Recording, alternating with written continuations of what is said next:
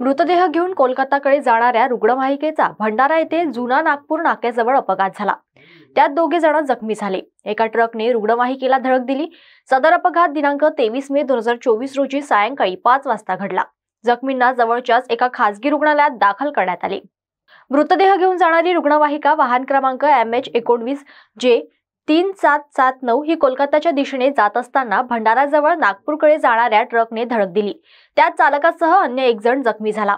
आजूबाजूच्या लोकांनी घटनास्थळी धाव घेऊन रुग्णवाहिकेतील जखमींना बाहेर काढून जवळच्याच एका खासगी रुग्णालयात दाखल केले।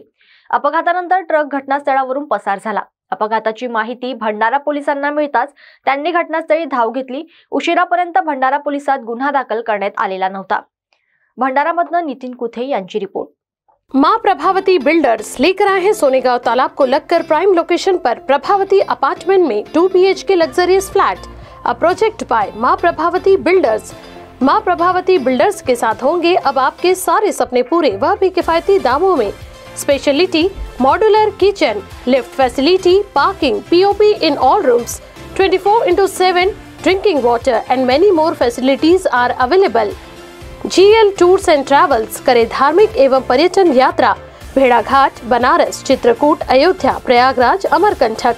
साथ ही 7,001 रुपए भरकर अपनी सीट आज ही बुक करें। संपर्क करें सुंदरलाल यादव 9890332559 और बलराज यादव 9373212061। आवर office address Parvati Nagar, Rameshwari ring road, Nagpur.